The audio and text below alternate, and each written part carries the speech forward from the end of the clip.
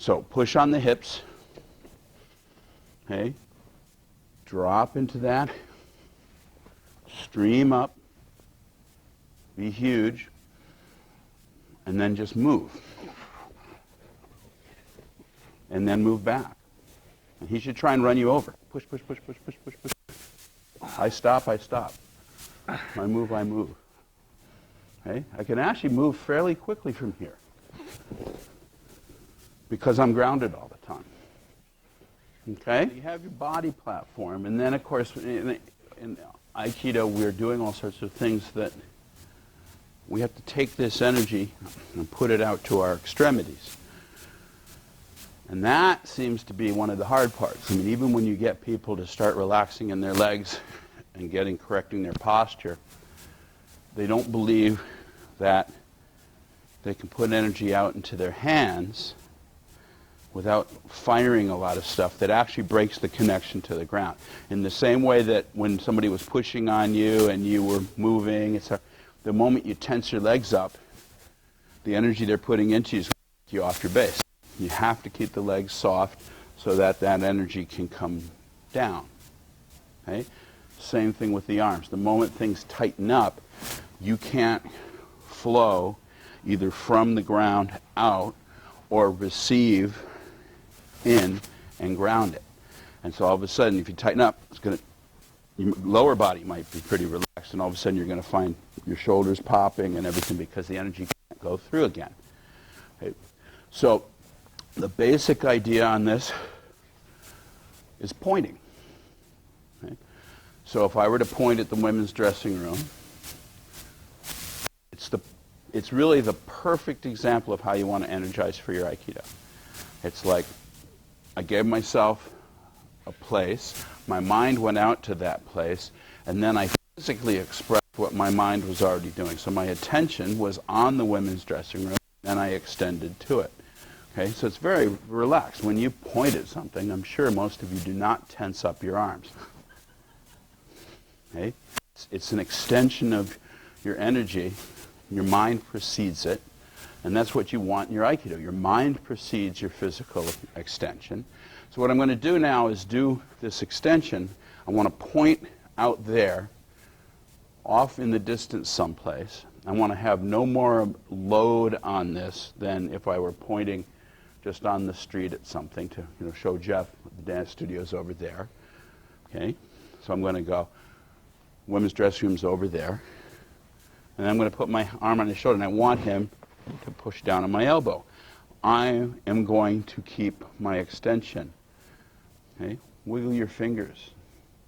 He should not be able to bend your arm.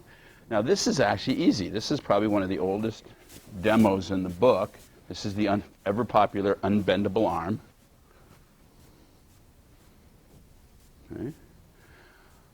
Once you see that you can do this and keep everything soft, then while he's pushing on, actually allow your elbow to flex without ever losing that outward extension. If you keep flow, when you flex, you can go back out again. So I can let it flex and go back out, and let it flex and go back out. If I collapse my energy field, the moment I take it out, you see, he came in, he locked it, I can't get back out now. Once I've collapsed, he's not caught in it anymore, and now I can't. Okay? So extend, point out there, put it over their shoulder, keep your mind out there. Do not think about this. Okay? Make sure that he can push pretty hard on it without it collapsing.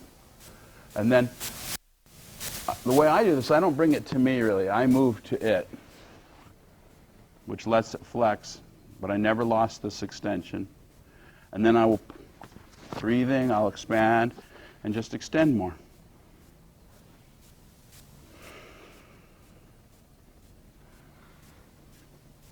And there's really nothing happening in here or in here or in here.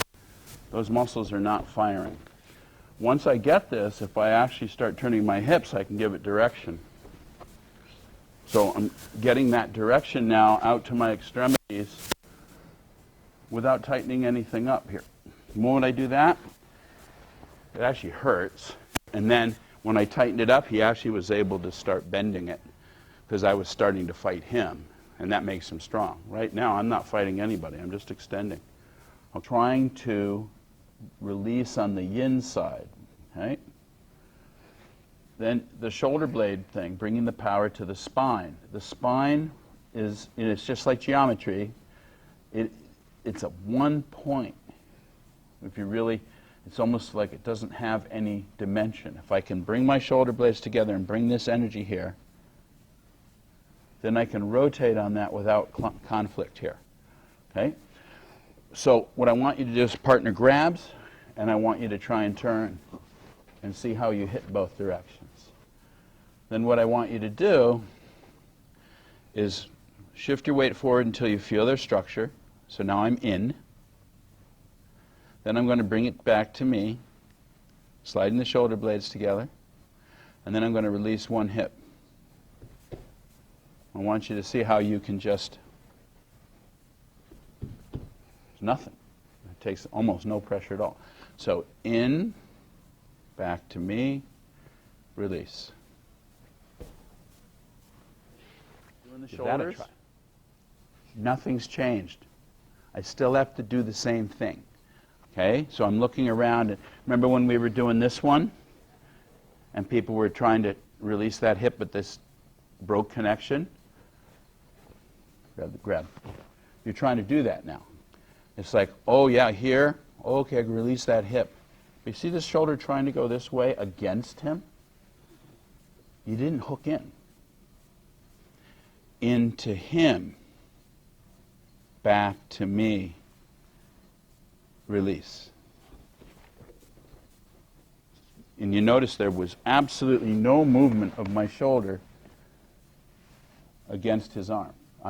This shoulder did not go this way with his arm left behind.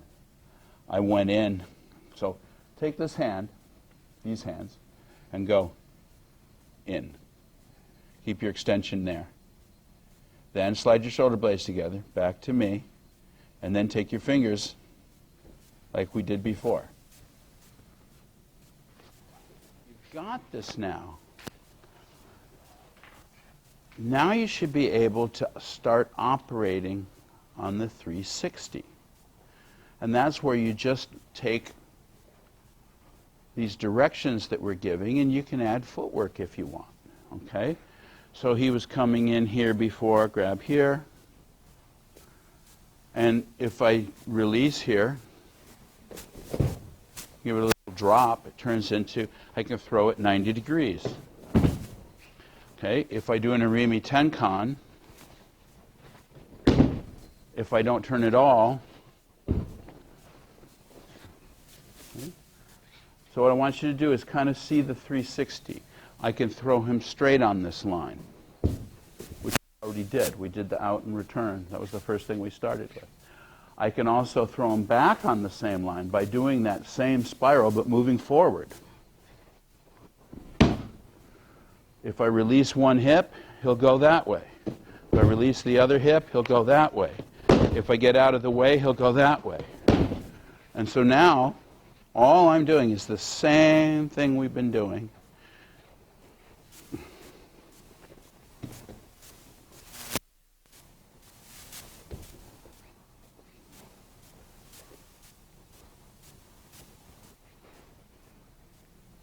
And adding some Aikido footwork.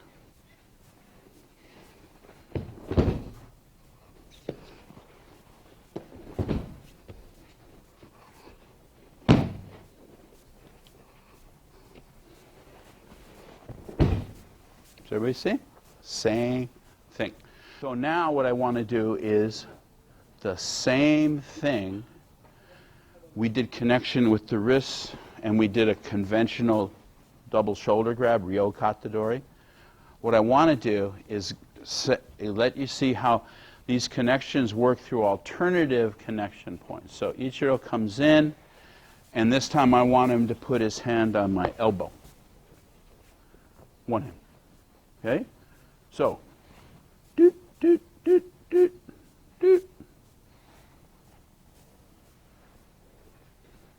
or doot, doot, doot, doot, doot.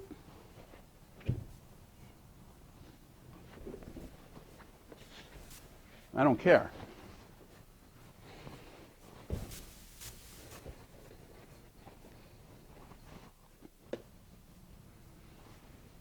And it's the same stuff we've been doing. Everything's the same. If I tried to push him over by going forward on the running the yang side of the rotation rather than the yin side, sit down, I need a new uke. No, I mean, it's not his fault. He's doing what he's supposed to do. The in here is the touch. The release is back here.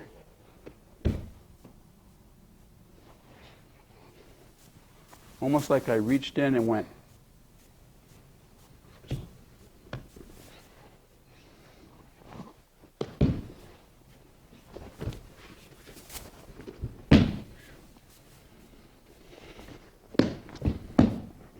Okay? Now, you don't have to do it that fast. I'm doing it because I get bored and it's fun.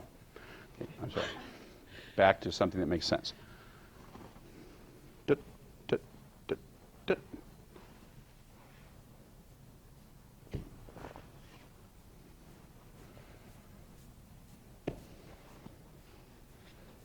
Maybe I don't want to do the EQ. Maybe I want him to fall that way. Tut, tut, tut, tut, tut, tut.